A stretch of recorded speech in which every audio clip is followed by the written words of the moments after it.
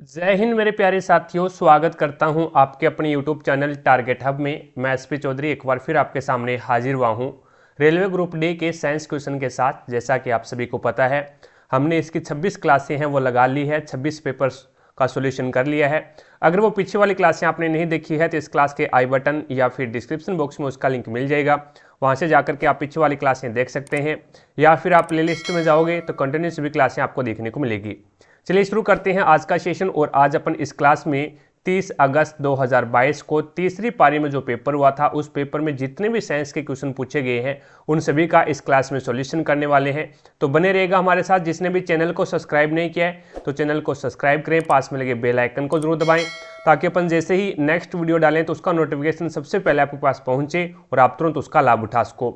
रही बात पीडीएफ की, तो पीडीएफ आपको टारगेट हब एप्लीकेशन पे मिलेगा। लिंक इसका डिस्क्रिप्शन बॉक्स में दे रखा है, तो वहां से जाकर के आप टारगेट हब एप्लीकेशन को डाउनलोड करें और प्रत्येक क्लास की पीडीएफ और प्रीवियस ईयर के पेपर की पीडीएफ है वो आपको इसी एप्लीकेशन के माध्यम से मिलेगी। रही बात टेस्ट सीरीज की, तो हमने रेलवे ग्रुप डी के लिए दो प्रकार की टेस्ट सीरीज शुरू कर रखी है अभी। एक तो स्पेशल साइंस की टेस्ट सीरीज है जिसमें आपको 1000+ क्वेश्चन देखने को मिलेंगे और ये आपके सारे के सारे क्वेश्चन है वो प्रीवियस ईयर के रहेंगे। और एक हमने रेलवे ग्रुप डी की कंप्लीट टेस्ट सीरीज है वो शुरू कर रखी है और इसके अंदर है वो आपको प्रीवियस ईयर के टेस्ट देखने को मिलेंगे। तो अपनी तैयारी को बेहतर बनाने के लिए आप है वो आज से ही टेस्ट सीरीज ज्वाइन कर सकते हैं। चलिए शुरू करते हैं आज का सेशन। और पहला क्वेश्चन देखो भी आज की क्लास का आपके सामने है इस प्रकार से। अब इसमें आपको बताना भी पराबैंगनी किरणों के अत्यधिक संपर्क में आने से क्या हो सकता है। तो त्वचा कैंसर होगा भी, एक आसान सा क्वेश्चन है भी। तो एक नंबर ऑप्शन है वो बिल्कुल राइट आंसर हो जाएगा भाई, ठीक है, त्वचा का कैंसर हो जाएगा। आगे देखो भी नेक्स्ट आपके सामने है अगला क्वेश्चन। अब इसके अंदर आपको बताना भी नीचे दिए गए कथनों पर विचार कीजिए और सही उत्तर का आपको चूज करना है। पीएच में पी जर्मन भाषा के पोंटेज को निरूपित करता है जिसका अर्थ होता है शक्ति। बिल्कुल सही बात है भी। पीएच के अंदर जो पी शब्द है ना वो जर्मन भाषा के पोंटेज से निरूपित करता है, यानी पोंटेज से लिया गया है और जिसका अर्थ क्या है, शक्ति है। पीएच पैमाने पर हम सामान्यतः 0 से 16 तक पीएच मान माप सकते हैं, ये बिल्कुल गलत बात है भी। पीएच पैमाने पर हम 1 से 14 तक मान ज्ञात कर सकते हैं भी। 1 से 14 तक मान है वो अपन ज्ञात कर सकते हैं, 1 से 16 तक मान नहीं ज्ञात कर सकते। जिसमें 1 से लेकर के और 6 तक यानी 7 उसमें उदासीन होता है, फिर 7 से ऊपर यानी 14 तक ये क्षारीय माध्यम आ जाता है और ये आपका अम्लीय माध्यम आ जाता है, और 7 है वो आपका उदासीन हो जाता है। तो यहाँ पे पहला सही है, दूसरा गलत है भी। पहला सही है, पहला सत्य है और दूसरा असत्य है। तो आपका राइट आंसर क्या होगा, 3 नंबर ऑप्शन बिल्कुल राइट आंसर हो जाएगा। अगला क्वेश्चन देखो भी नेक्स्ट आपके सामने है। अभी इसके अंदर आपको बताना है विद्युत जनरेटर से संबंधित निम्न कथनों पर आपको विचार करना है। प्रत्येक आधे घूर्णन के बाद कुंडली की संगत भुजाओं में धारा की दिशा उलट जाती है। बिल्कुल सही बात है भी। और धारा की दिशा को उलटने का जो नियम है वो कौन करता है भी, धारा की दिशा कौन उलटता है, तो विभक्त वलय या फिर स्प्लिट रिंग बोलते हैं जिसको, जो कि धारा की दिशा को चेंज करने का कार्य करती है भी। तो प्रत्येक आधे घूर्णन के बाद में कुंडली की संगत भुजाओं में धारा की दिशा उलट जाती है और इसका कार्य कौन करता है, ये भी क्वेश्चन ग्रुप डी में पूछा गया है, पीछे पेपर में करवा के आयो में।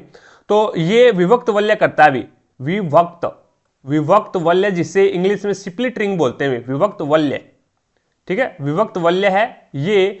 धारा को उलटने का कार्य करते हैं। जैसे ही आधा चक्कर होगा देन उसके बाद में धारा की दिशा है वो चेंज हो जाएगी भी, जो प्लस है वो माइनस, माइनस है वो प्लस हो जाएगा, जिससे क्या है भी आपकी जो मोटर है वो क्या है, कंटिन्यू रन करती रहेगी, कंटिन्यू है वो घूर्णन करती रहेगी भी, ठीक है।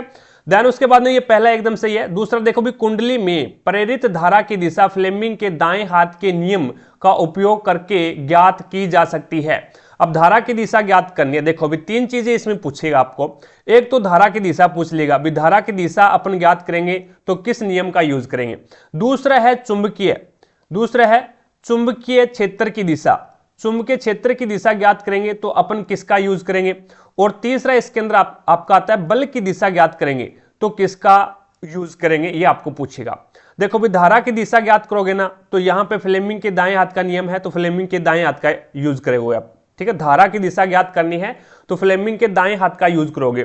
बल की दिशा ज्ञात करनी है तो फ्लेमिंग के बाएं हाथ का, कौन से, फ्लेमिंग के बाएं हाथ का यूज करोगे आप। और चुंबकीय क्षेत्र की दिशा ज्ञात करनी है तो चुंबकीय क्षेत्र की दिशा ज्ञात करने के लिए आपको दाएं हाथ के अंगुष्ठ नियम का यूज करोगे, न तो फ्लेमिंग का न मैक्सवेल का। सीधा याद रखना दाएं हाथ का, दाएं हाथ के अंगुष्ठ नियम का, अंगुष्ठ नियम, दाएं हाथ के अंगुष्ठ नियम का यूज करोगे। जहां पे अंगूठा होगा ना वो धारा की दिशा को निरूपित करेगा, और आपकी जो मुड़ी हुई अंगुलियां हैं वो किसको निरूपित करेगी, तो चुंबकीय क्षेत्र को निरूपित करेगी।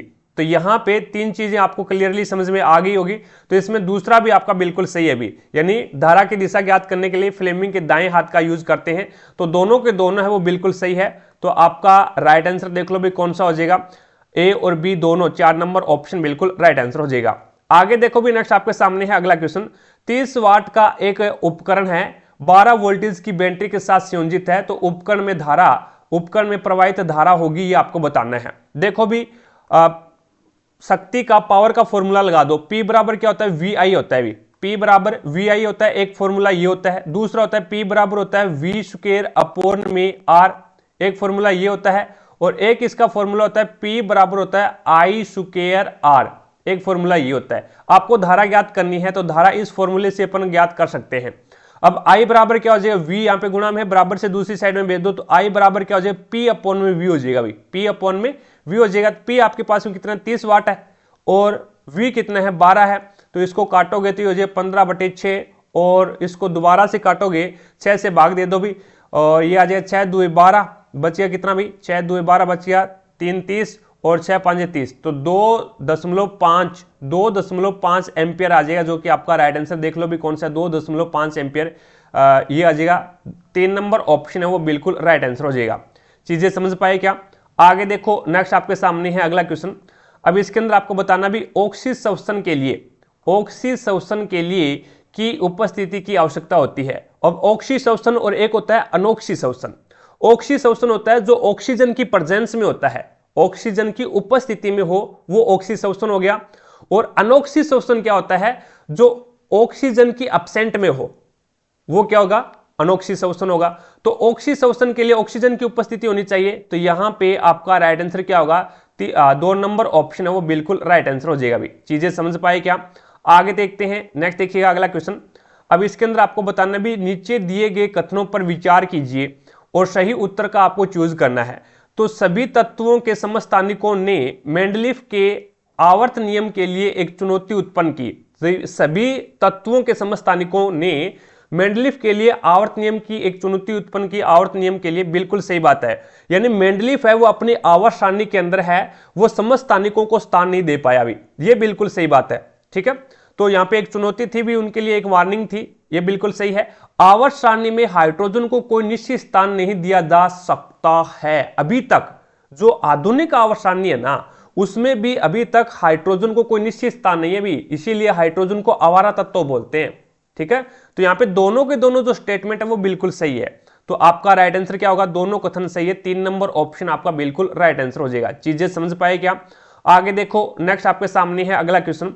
न्यूलैंड्स ने अपने अष्टक की तुलना की थी, तो न्यूलैंड्स ने अपना अष्टक नियम दिया था 1865 के अंदर।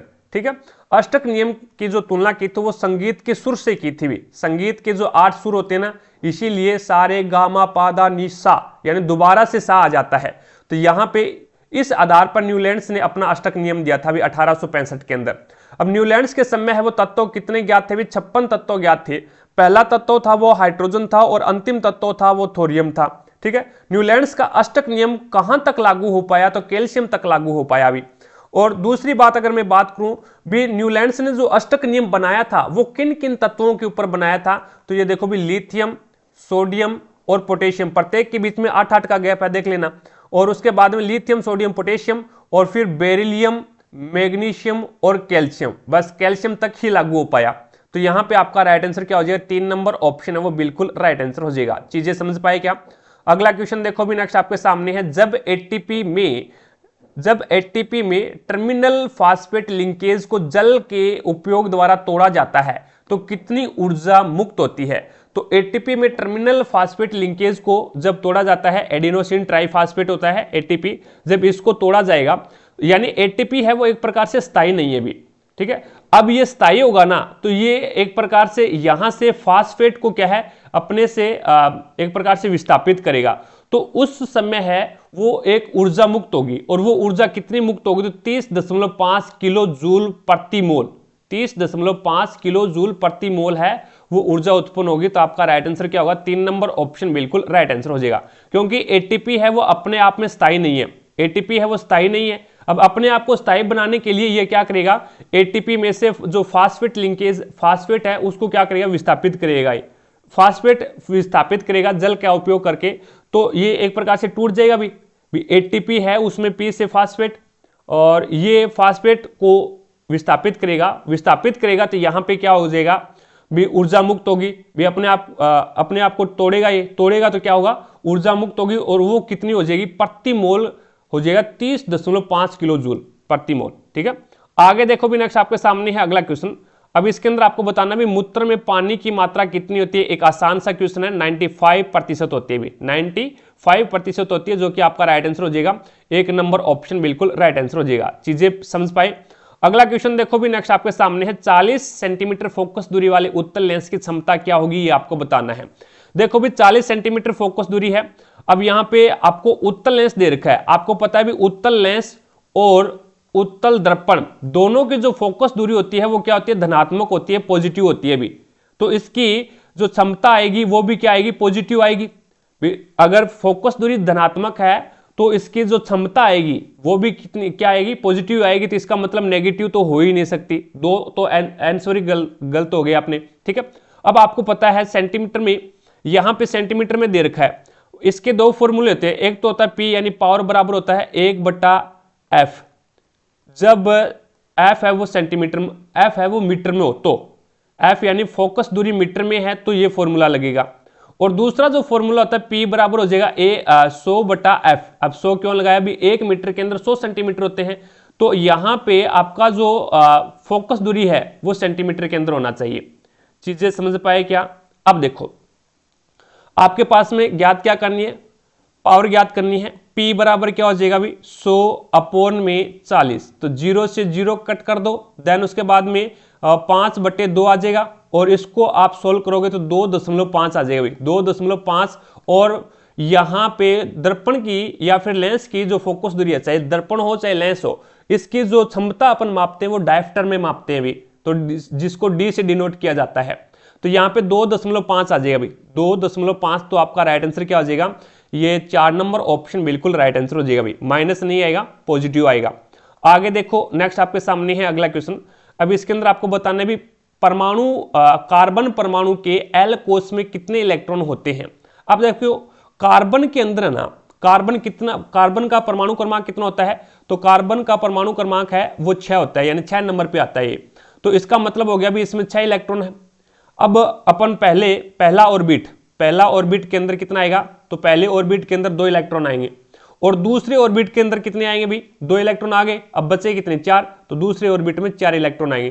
तो ये कौन सा कोष है, के कोष है, और ये कौन सा कोष है, एल है। ये इस प्रकार से होता है के कोष, एल कोष, एम और एन, ये 4 कोष होते हैं भी, के एल एम और एन, और इन कोषों के अंदर ही क्या होता है, उपकोष होते हैं।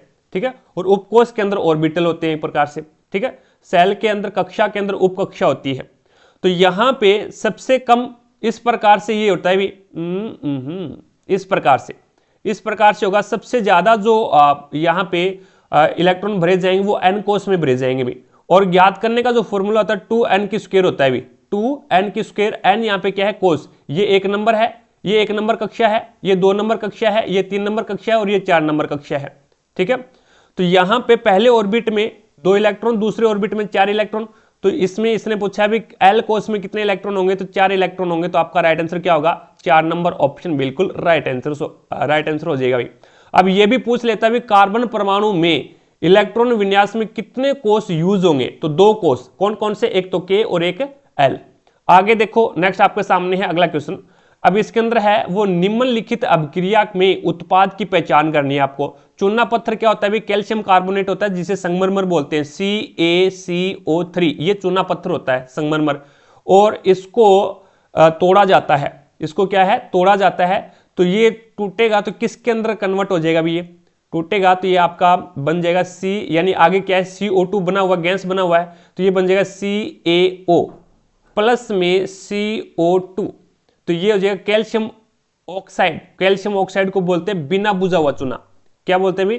बिना बुझा हुआ चूना। और ये संगमरमर का फॉर्मूला है। संगमरमर का फॉर्मूले को संगमरमर को इस प्रकार से तोड़ा इसने, तो CaO कैल्शियम ऑक्साइड बन गया और CO2 कार्बन डाइऑक्साइड बन गया, ठीक है। और एक होता है आपका CaOH की ट्वाइस, जो कि ये बना हुआ है आपका, ये क्या है? तो ये आपका बुझा हुआ चूना है भी। कैल्शियम कार्बोनेट है वो चूना पत्थर संगमरमर हो गया, कैल्शियम ऑक्साइड है ये आपका क्या बन गया? बिना बुझा हुआ चूना बन गया भी। तो आपका राइट आंसर क्या हो जाएगा? 3 नंबर ऑप्शन है वो बिल्कुल राइट आंसर हो जाएगा भी, ठीक है। आगे देखो, नेक्स्ट आपके सामने है अगला क्वेश्चन। अब इसके अंदर आपको बताना भी थायरोक्सिन हार्मोन के निर्माण के लिए किस खनिज की आवश्यकता होती है। थायरोक्सिन हार्मोन का स्त्राव कौन करता है? भी थायराइड ग्रंथि करती है। और थायराइड ग्रंथि कहां पे पाई जाती है आपकी? वो थायराइड ग्रंथि है वो अपने गले के अंदर पाई जाती है भी, गले के अंदर पाई जाती है। तो गलगंड रोग होता है वो किसकी कमी से होता है भी? वो आयोडीन की कमी से होता है। आयोडीन की कमी से होता है। तो आपका राइट आंसर क्या हो जाएगा? वो 4 नंबर ऑप्शन बिल्कुल राइट आंसर हो जाएगा भाई। थायराइड ग्रंथि है वो थायरोक्सिन हार्मोन स्रावित करती है। थायराइड ग्रंथि पाई कहां जाती है? तो अपने गले के अंदर पाई जाती है भी, कंठों में पाई जाती है, ठीक है। तो यहां पे आपका राइट आंसर क्या हो जाएगा? 4 नंबर ऑप्शन है वो बिल्कुल राइट आंसर हो जाएगा। आगे देखो भी, नेक्स्ट आपके सामने है अगला क्वेश्चन। अब इसके अंदर बताना भी किसी वस्तु को एक -10 डायोप्टर क्षमता वाले लेंस के मुख्य एक्स पर 15 सेंटीमीटर की दूरी पर रखा गया है, तो निर्मित प्रतिबिंब क्या होगा ये आपको बताना है।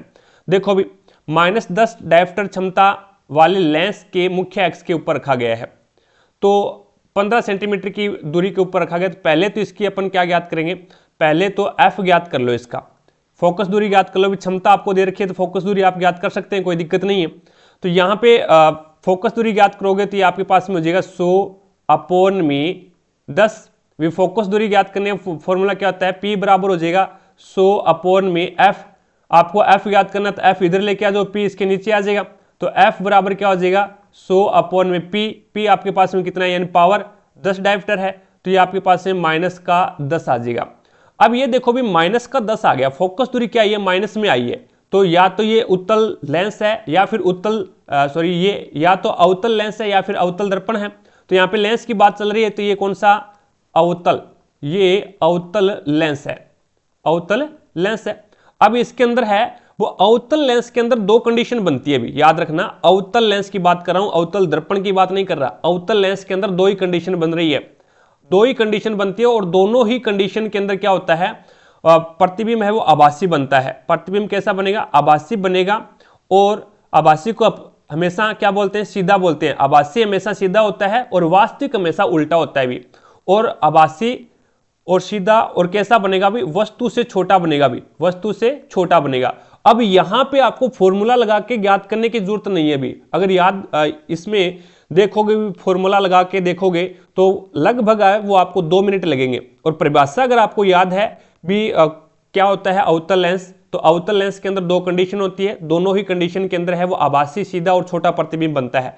तो वास्तविक नहीं बनेगा, वास्तविक नहीं बनेगा। आभासी कभी भी उल्टा नहीं होता भी, आभासी कभी भी उल्टा नहीं होता, सीधा होता है। तो आपका राइट आंसर क्या होगा? आभासी और सीधा। 4 नंबर ऑप्शन बिल्कुल राइट आंसर हो जाएगा। बस देखते ही आपका आंसर आ गया। आगे देखो, नेक्स्ट आपके सामने है अगला क्वेश्चन। प्लास्टर ऑफ पेरिस का उपयोग नहीं किया जा सकता। प्लास्टर ऑफ पेरिस होता है क्या है भी? तो CaSO4 और हाफ H2O। आप कभी अपना हाथ को तोड़ के देखो और फिर डॉक्टर के पास में चले जाना, डॉक्टर है ना उसके ऊपर एक प्लास्टर करेगा, वो क्या है? प्लास्टर ऑफ पेरिस है भी, ठीक है। मैं तो मजाक कर रहा हूं, तोड़ मत लेना भी, ठीक है। तो यहां पे ये क्या होता है? CaSO4 half H2O। अब ये किससे बनाया जाता है? तो ये बनाया जाता है, जिप्सम होता है ना आपका, CaSO4 और .2H2O, ये आपका जिप्सम है। अब जिप्सम को 100 डिग्री सेंटीग्रेड के ऊपर गर्म करोगे तो ये 1 से ही 1/2 जल का अणु है वो त्याग देगा। या फिर कई बार ये भी आता है 373 केल्विन, 373 केल्विन आता है। बात बराबर है, 100 डिग्री सेंटीग्रेड बोल दो या फिर 373 केल्विन बोल दो। तो इसके ऊपर गर्म किया जाता है तो ये 1.5 जल का अणु त्याग देता है और प्लास्टर ऑफ पेरिस का निर्माण हो जाता है। तो यहाँ पे खिलौना बनाने के लिए प्लास्टर ऑफ पेरिस का यूज किया जाता है, बिल्कुल सही है। टूटी हुई हड्डियों को सहारा देने के लिए, अभी मैंने एग्जाम्पल दिया था आपको, सही है। और भवन निर्माण सामग्री बनाने के लिए भी प्लास्टर ऑफ पेरिस का यूज किया जाता है, बिल्कुल सही है। लेकिन खाना पकाने के लिए प्लास्टर ऑफ पेरिस का यूज नहीं करता। खाना पकाने के लिए अपन बेकिंग सोडे का यूज करते हैं, जो कि NaHCO3 होता है, सोडियम बाइकार्बोनेट। ठीक है, तो यहां पे आपका राइट आंसर हो जाएगा 2 नंबर ऑप्शन। चीजें समझ पाए क्या? आगे देखो भी, नेक्स्ट आपके सामने है अगला क्वेश्चन। अब इसके अंदर आपको बताना है भी समान मोटाई क्रमशः L और 4L लंबाई वाले दो तार A और B पर विचार कीजिए। यदि A और B के प्रतिरोध क्रमशः 0.5 ओम और 2 ओम है तो A की प्रतिरोधकता और B की प्रतिरोधकता का अनुपात आपको बताना है क्या होगा। देखो यहां पे ये तार A है और यहां पे ये तार आपका B है। प्रतिरोध का फॉर्मूला लिखूंगा मैं पहले। R बराबर क्या होता है, रो L अपॉन में A, और यहां पे भी R बराबर क्या होगा, रो L अपॉन में A। ठीक है, किसी को अगर वीडियो की स्पीड कम लग रही है तो सेटिंग में जाकर के और वहां पे 2x कर सकते हैं, कोई दिक्कत नहीं है, अपने हिसाब से एडजस्ट कर लेना भी। ठीक है, अब देखो भी रो क्या होता है, प्रतिरोधकता होती है, विशिष्ट प्रतिरोध बोलते हैं इसको। ये ज्ञात करना है आपको, ये ज्ञात करना है। तो इसको क्या है, यहीं पर रखो और जो आपके पास में L अपॉन में A है इसको दूसरी साइड में भेज दो भी। तो ये फॉर्मूला बनेगा रो बराबर क्या हो जाएगा, A यहाँ पे क्या है, भाग में है, तो ये गुणा में चला जाएगा तो RA हो जाएगा। A क्या होता है, अनुप्रस्थ काट होता है भी, मोटाई बोलते हैं जिसको, और L है वो यहाँ पे गुणा में है तो ये भाग में चला जाएगा। तो आपके पास में रो का प्रतिरोध, रो का जो फॉर्मूला बना वो क्या बन गया, RA अपॉन में L बन गया। ठीक है, अब देखो भी समान मोटाई है, मोटाई समान है तो मोटाई समान है तो इसका मतलब जो आपका एक प्रकार से अनुप्रस्थ काट है वो यहाँ पे साइलेंट है भी, कहने का मतलब दोनों में समान है तो बराबर है तो ये काट देते हैं। अब देखो भी L लंबाई है, तार A के अंदर L लंबाई है और तार B है उसके अंदर क्या है, 4L लंबाई है। तो यहां पे देखो भी रो बराबर क्या हो जाएगा, और प्रतिरोध कितना है, 0.5 और ये हो जाएगा L 0.5 ओम और L, और यहां पे आपके पास में क्या है, ये हो जाएगा रो बराबर हो जाएगा आपके पास में यहां पे 2 है और इसका जो लंबाई है वो कितनी है, 4L है। L से L कैंसिल करो और ये 4 2 एकम 2 2 2 4 और ये 2 यहाँ पे भाग में है तो ये 2 आपका इधर आ जाएगा भाई इसके पास में, और 2 5 10 हो जाएंगे। ये कितने हो जाएंगे, 2 5 10 हो जाएंगे। तो इसका मान यहाँ पे 1 आ गया भाई, ये 10 बनेगा तो 1 के बाद में दशमलव लगेगा तो इसका मान 1 ही होगा, और यहाँ पे क्या है, मान 1 है। तो इसका जो रेशियो निकल के आया अपने पास में प्रतिरोधकता का वो 1:1 निकल के आ गया। 1:1 को अपन 1 बोल सकते हैं, कोई दिक्कत नहीं है। तो यहां पे आपका दोनों प्रतिरोधकताओं का अनुपात क्या होगा, 1:1 या फिर 1 बोल सकते हैं। तो आपका राइट आंसर क्या हो जाएगा, 2 नंबर ऑप्शन बिल्कुल 2 नंबर ऑप्शन बिल्कुल राइट आंसर हो जाएगा भाई। ठीक है, यहाँ पे जो भाग में होता है ना वो इधर गुणा में आ जाता है, इधर भाग में होता है वो इधर गुणा में आ जाता है। ठीक है, आगे देखो भी, नेक्स्ट आपके सामने है अगला क्वेश्चन। अब इसके अंदर आपको बताना भी ऑक्सीजन के बाह्यतम कोष में इलेक्ट्रॉन कितने होते हैं, ऑक्सीजन के बाह्यतम कोष में इलेक्ट्रॉन कितना होता है, और यह भी बताना भी ऑक्सीजन के बाह्यतम कोष कौन सा होता है और उसमें कितने इलेक्ट्रॉन होते हैं। बढ़िया क्वेश्चन है। अब ऑक्सीजन आता कितने नंबर पे अभी, तो ऑक्सीजन है वो hydrogen, helium, lithium, beryllium, boron, carbon, nitrogen और ऑक्सीजन। ऑक्सीजन आपका आता है 8 नंबर के ऊपर, परमाणु क्रमांक इसका 8 नंबर है। पहला कोष देखो भी, पहले कोष क्या होता है, ये होता है के एल और एम और एन। ठीक है, ये इसका कोष का क्रम होता है। पहले कोष के आता है, उसके बाद में 2 नंबर पे एल आएगा, फिर 3 नंबर पे एम आएगा और फिर 4 नंबर पे एन आएगा भी। ठीक है, अब देखो भी पहले कोष के अंदर 2 इलेक्ट्रॉन भरे जाएंगे, पहला कोष कंप्लीट हो गया। दूसरे कोष के अंदर है वो कितने इलेक्ट्रॉन भरे जाएंगे, तो दूसरे कोष के अंदर 8 इलेक्ट्रॉन भरे जाते हैं, तभी इसका अष्टक पूरा माना जाता है भी। तो यहाँ पे टोटल भरने आपको 8 है, 2 तो भरे गए, उसके बाद में बच गए कितने, 6, तो यहाँ पे 6 आ जाएंगे। अब देखो भी पहला कोष कौन सा है, के है, और ये कोष कौन सा है, एल है। तो यहाँ पे बाह्यतम कोष कौन सा होगा, एल कोष होगा, और कितने इलेक्ट्रॉन आएंगे, तो 6 इलेक्ट्रॉन आएंगे, तो एल और 6। तो आपका राइट आंसर क्या हो जाएगा, 4 नंबर ऑप्शन बिल्कुल राइट आंसर हो जाएगा। आगे देखो, नेक्स्ट आपके सामने है अगला क्वेश्चन। अब इसके अंदर आपको बताना है यहाँ पे भी समान लंबाई और समान मोटाई वाले 3 तार ए बी सी के प्रतिरोध क्रमशः 1 ओम, 5 ओम, 0.5 ओम और 0.25 ओम है, तो प्रतिरोधकताएं क्रमशः क्या होगी। अब थोड़ा सा यहाँ पे दिमाग लगाना भी, मैंने प्रतिरोध का फॉर्मूला लिखा यहाँ पे, R बराबर क्या होगा, रो L अपॉन में A। चीजें समझे क्या, अब इसके अंदर रिलेशन क्या होता है, अभी प्रतिरोध और प्रतिरोधकता में रिलेशन क्या होता है, फॉर्मूले से आपको पता लग रहा होगा भी। एक तो है लंबाई, एक है यहाँ पे जो प्रतिरोधकता है वो, यानी रो से प्रतिरोधकता को डिनोट करते हैं। तो प्रतिरोधकता और प्रतिरोध के अंदर है वो, दोनों के अंदर जो रिलेशन है वो एक प्रकार से मित्रता का रिलेशन है। जितनी आपकी प्रतिरोधकता बढ़ेगी उतना ही प्रतिरोध बढ़ जाएगा, जितनी लंबाई बढ़ाओगे उतना ही प्रतिरोध बढ़ेगा। लेकिन भैया अनुप्रस्थ काट है ना, ये नीचे ए लिखा हुआ है, अनुप्रस्थ काट यानी मोटाई, तो इसके मध्य में जो रिलेशन है वो दुश्मनी का रिलेशन है भी। आप अगर प्रतिरोध बढ़ाओगे तो आपका अनुप्रस्थ काट घट जाएगा, अगर आप अनुप्रस्थ काट बढ़ाओगे तो आपका प्रतिरोध घट जाएगा। तो इनके बीच में तो दुश्मनी का रिलेशन है, लेकिन प्रतिरोधकता और प्रतिरोध इनके बीच में मित्रता का रिलेशन है। तो यहां से अब इसके अंदर मान रख दो, कोई दिक्कत नहीं है। समान लंबाई है और समान मोटाई है, तो ये तो अपने को काम में नहीं लेना भी, एल और ए तो काम में नहीं लेना है भी। समान लंबाई है और समान मोटाई है, तो यहां पे पी बराबर आर बराबर क्या हो जाएगा, रो। आर बराबर रो, जो प्रतिरोध होगा वही आपकी प्रतिरोधकता हो जाएगी। तो यहां पर रख दो, एक ये तार ए है, ये तार बी है और ये तार सी है, तो इसके बीच में 0.5 और यहां पे 0.25। अब पॉइंट हटाओगे तो नीचे 100 लग जाएगा, यहाँ पे पॉइंट हटाओगे तो नीचे 10 लग जाएगा। 5 से कम 5, 5 2 10, तो ये 1/2 आ गया। 25 से कम 25, 25 चौका 100, 1/4 आ गया। अब देखो भी इसके नीचे से 2 हटाना है, यहाँ से 4 हटाना है, तो अब आप नीचे वाले का एलसीएम लेकर के गुणा कर दो। तो मैं 4 से गुणा कर दूंगा इसको, तो ये आपके पास में 4 आ जाएगा। और इसका जो अनुपात है वो, इसको 4 से गुणा करेंगे, 2 एकम 2, 2 2 4, तो ये 2 आ जाएगा। और यहां से 4 से गुणा करेंगे, 4 से 4 कर जाएगा, तो ये आ जाएगा आपके पास में 1। तो इसका प्रतिरोधकता का जो फॉर्मूला है, जो प्रतिरोधकता का जो अनुपात है वो 4:1 आ जाएगा। 4:2:1, जो कि आपका 1 नंबर ऑप्शन है वो बिल्कुल राइट आंसर हो जाएगा। चीजें समझ पाए क्या? आगे देखो, नेक्स्ट आपके सामने है अगला क्वेश्चन। अब इसके अंदर आपको बताना है भी किसी उत्तल दर्पण की फोकस दूरी 15 सेंटीमीटर है और नई कार्तीय चिन्ह परिपाटी का पालन करते हुए वक्रता केंद्र पर स्थित होगा। अब वक्रता केंद्र की दूरी बतानी है आपको भी। फोकस दूरी 15 सेंटीमीटर है इसकी, यानी एफ आपको कितना दे दिया, एफ आपको 15 सेंटीमीटर दे दिया और नई कार्तीय चिन्ह परिपाटी का पालन करना है। दर्पण कौन सा है? उत्तल दर्पण है। उत्तल दर्पण उत्तल लेंस, उत्तल दर्पण उत्तल लेंस, उत्तल दर्पण उत्तल लेंस की फोकस दूरी और शक्ति दोनों की दोनों धनात्मक होती है। तो चाहे कार्तीय चिन्ह परिपाटी का पालन करो चाहे ना करो, तो f बराबर 15 है, तो वक्रता त्रिज्या आपको पता है भी फोकस दूरी की दुगुनी होती है। f है जो फोकस दूरी है, वक्रता केंद्र है या फिर वक्रता त्रिज्या है, वो फोकस दूरी की दुगुनी होती है। तो यहाँ पे फोकस दूरी 15 है, तो r क्या हो जाएगा आपके पास में 30। r क्या हो जाएगा 30, आपका राइट आंसर होगा 1 नंबर ऑप्शन। चीजें समझ पाए क्या? आगे देखो, नेक्स्ट आपके सामने है। अब इसके अंदर अगला क्वेश्चन पे चलते हैं भैया। अगला क्वेश्चन देखिएगा, ये आपके पास में अगला क्वेश्चन। अब यहाँ पे है निम्नलिखित में से कौन सी विस्थापन अभिक्रिया है? विस्थापन अभिक्रिया कौन सी है ये बताना है भी।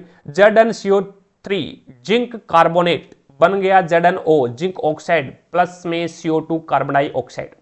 अब ये है ना आपकी विस्थापन अभिक्रिया नहीं, ये अपघटन अभिक्रिया है, अपघटन अभिक्रिया है। क्योंकि यहाँ पे क्या दिया जा रहा है, इसको जब गर्म करेंगे ना, ZnCO3 जिंक कार्बोनेट को जब गर्म किया जाएगा तो ये टूट जाएगा ZnO जिंक ऑक्साइड में और CO2 कार्बन डाइऑक्साइड में। तो ये आपकी अपघटन अभिक्रिया है और ये एक प्रकार से वियोजन अभिक्रिया का प्रकार है।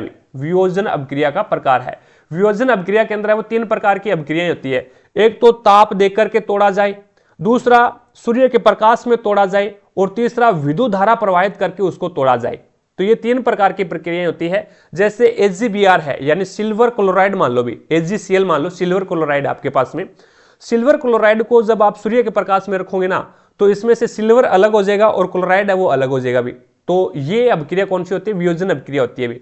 तो ये आपका सूर्य के प्रकाश में हुई है।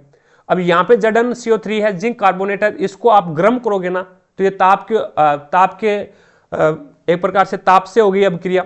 और दूसरी H2O है, यानी जो H2O जल है, अब इसको तोड़ोगे ना आप तो इसमें धारा प्रवाहित करनी पड़ेगी, विद्युत धारा प्रवाहित करोगे तो इसमें हाइड्रोजन है वो तो आपका कैथोड पे चला जाएगा और जो ऑक्सीजन है वो आपका एनोड पे चला जाएगा। क्योंकि एनोड है वो माइनस होता है, एनोड है वो आपका प्लस होता है और कैथोड है वो माइनस होता है भी।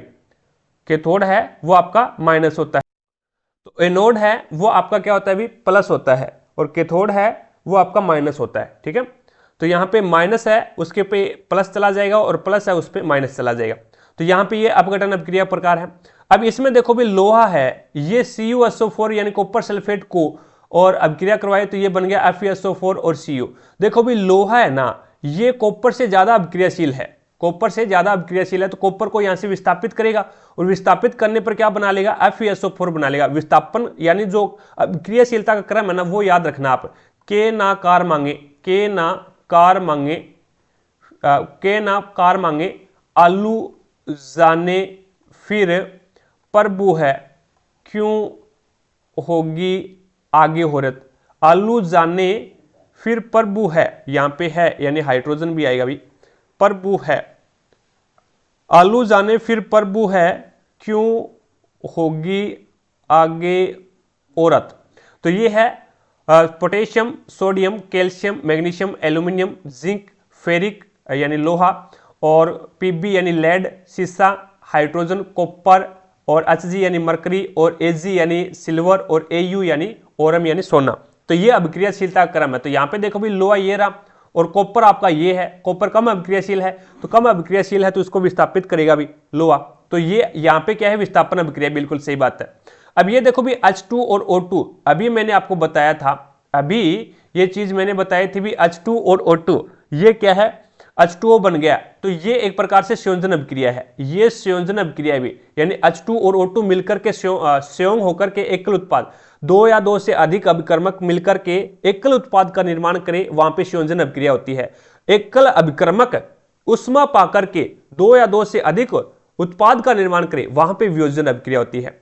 तो अब इसके अंदर क्या है, CaCO3, तो ये उष्मा पाकर के क्या होगा, CaCO3 उष्मा पाकर के कैल्शियम ऑक्साइड बना लेगा, और CO2 अभी अपन करके आए थे पीछे भी, चूना पत्थर दे रखा था आपको और यहाँ पे बताना था भी ये कौन सा प्रोडक्ट बनेगा, और यहाँ पे CO2 कार्बन डाइऑक्साइड दे रखी थी।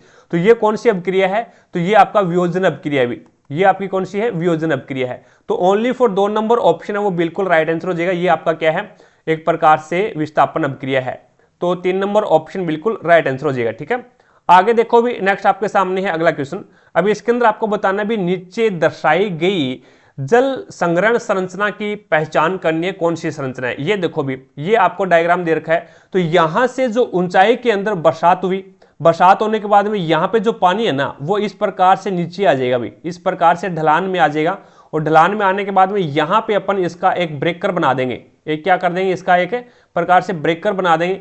उसमें जो कंकड़ पत्थर है वो यहाँ पे रुक जाएंगे, देन उसके बाद में ये जो आपका पानी है ना वो आगे चला जाएगा, और ये पानी इस प्रकार से इस पानी को स्टोर कर लेंगे भी। इस प्रक्रिया को क्या बोला जाता है, तो खादीन पद्धति बोलते हैं इसको। क्या बोलते हैं भी, खादीन पद्धति बोला जाता है। तो आपका राइट आंसर होगा 1 नंबर ऑप्शन। चीजें समझ पाए क्या।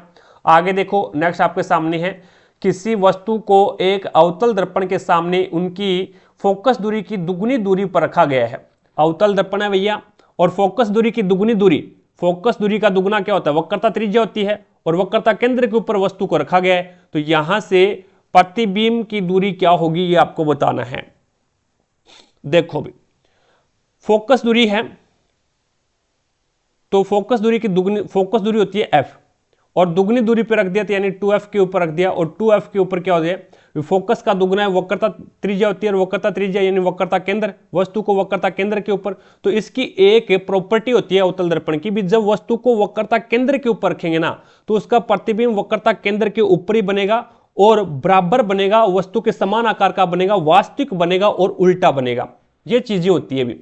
तो यहाँ पे वक्रता केंद्र पे रखा है, तो इसका मतलब 2f दूरी के ऊपर ही इसका प्रतिबिंब बनेगा, वक्रता केंद्र के ऊपर ही प्रतिबिंब बनेगा इसका। तो वक्रता केंद्र है कितनी दूरी पे, 2f के ऊपर। तो आपका राइट आंसर क्या हो जाएगा इसमें, 3 नंबर ऑप्शन है वो बिल्कुल राइट आंसर हो जाएगा।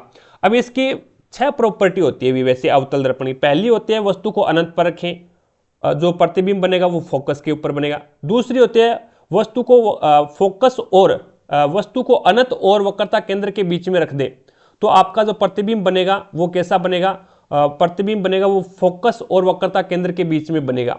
ठीक है, और कैसा बनेगा, छोटा बनेगा। पहली कंडीशन में जब वस्तु को अनंत पे रखा था तो प्रतिबिंब बनेगा बिंदु साइज का, छोटा बनेगा, बिंदु साइज का बनेगा भी, वास्तविक बनेगा और उल्टा बनेगा, और बिंदु साइज का बनेगा। जब वस्तु को अनंत और वक्रता केंद्र के बीच में रख रहे हैं तो जो प्रतिबिंब बनेगा वो बनेगा फोकस और वक्रता केंद्र के बीच में, और कैसा बनेगा, छोटा बनेगा। अब इसको बिंदु साइज नहीं बोल सकते, छोटा बनेगा, वास्तविक बनेगा और उल्टा बनेगा। तीसरी कंडीशन है जब वस्तु को वक्रता केंद्र के ऊपर रखा जाता है तो आपका जो प्रतिबिंब बनेगा वो वक्रता केंद्र के ऊपर ही बनेगा, वास्तविक बनेगा, उल्टा बनेगा और वस्तु के बराबर साइज का बनेगा भी। जब वस्तु को वक्रता केंद्र और फोकस के बीच में रखा जाता है तो आपका जो प्रतिबिंब बनेगा वो वक्रता केंद्र से परे बनेगा, और कैसा बनेगा, वस्तु से बड़ा बनेगा, वास्तविक बनेगा और उल्टा बनेगा। जब वस्तु को फोकस के ऊपर रखेंगे तो इसका प्रतिबिंब है वो अनंत के ऊपर बनेगा और वस्तु से बड़ा बनेगा और वास्तविक बनेगा और उल्टा बनेगा। जब वस्तु को लास्ट कंडीशन है इसकी, जब वस्तु को फोकस और वक्रता केंद्र के बीच में रखा जाता है, जब वस्तु को फोकस और ध्रुव के बीच में रखा जाता है तो आपका जो प्रतिबिंब बनेगा वो आभासी बनेगा और वस्तु से बड़ा बनेगा और दर्पण के पीछे बनेगा भी, दर्पण के पीछे बनेगा। तो यहां पे आपका 3 नंबर ऑप्शन हो जाएगा भी। चीजें समझ पाए, ये 6 कंडीशन होती है, इस प्रकार से याद रखना पड़ेगा भी आपको। अब देखो भी एक आसान सा क्वेश्चन है, निम्नलिखित में से किस रक्त समूह को स्रोतदाता कहा जाता है। एक स्रोतदाता होता है और स्रोतदाता यानी सभी को देने वाला, और एक स्रोतग्राही होता है जो सभी से ग्रहण करता है भी। ये स्रोतग्राही है भी, ए भी सभी से ग्रहण करता है। स्रोतदाता ओ होता है जो कि सभी को देता है, और इसमें भी एक ओ पॉजिटिव होता है और एक ओ नेगेटिव होता है।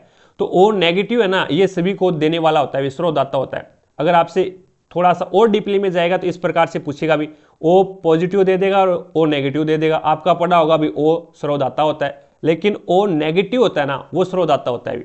ठीक है, तो आपका यहाँ पे राइट आंसर क्या हो जाएगा, 3 नंबर ऑप्शन बिल्कुल राइट आंसर हो जाएगा। अगला क्वेश्चन देखो भी, इस प्रकार से हमारी ये क्लास है वो यहाँ पे फिनिश होती है। प्रत्येक क्वेश्चन इजिली तरीके से समझ में आया होगा। कमेंट सेक्शन में कमेंट करके जरूर बताएं क्लास कैसी लगी है, और चैनल पर नए हैं तो चैनल को सब्सक्राइब करें, पास में लगे बेल आइकन को जरूर दबाएं ताकि अपन जैसे ही नेक्स्ट वीडियो लेके आए तो उसका नोटिफिकेशन सबसे पहले आपके पास पहुंचे और आप तुरंत उसका लाभ उठा सको। क्लासों को शेयर कर दिया करो भी अपने व्हाट्सएप ग्रुप में, ठीक है। और रही बात पीडीएफ की, तो पीडीएफ टारगेट हब एप्लीकेशन पे मिलेगा, लिंक डिस्क्रिप्शन बॉक्स में दे रखा है, तो वहां से जाकर के एप्लीकेशन को डाउनलोड करें। प्रत्येक क्लास की और प्रत्येक प्रीवियस ईयर के पेपर की पीडीएफ है वो आपको इसी एप्लीकेशन के माध्यम से मिलेगी, ठीक है। और एक हमने टेस्ट सीरीज शुरू कर रखी है भी, 2 प्रकार की टेस्ट सीरीज है ग्रुप डी के लिए। तो एक तो स्पेशल साइंस की टेस्ट सीरीज है और इसमें 1000+ क्वेश्चन देखने को मिलेंगे आपको। प्रीवियस ईयर के क्वेश्चन रहेंगे सारे के सारे, और एक आपको कंप्लीट ग्रुप डी की जो टेस्ट सीरीज है वो देखने को मिलेगी जिसमें 100 क्वेश्चन मिलेंगे और प्रीवियस ईयर के पेपर रहेंगे इसमें, जो टेस्ट रहेंगे वो, ठीक है। तो अपनी तैयारी को बेहतर बनाने के लिए आप आज से ही टेस्ट सीरीज ज्वाइन कर सकते हैं। तो आज की क्लास में इतना ही, भी मिलेंगे अपन नेक्स्ट क्लास में, तब तक के लिए जय हिंद, जय भारत।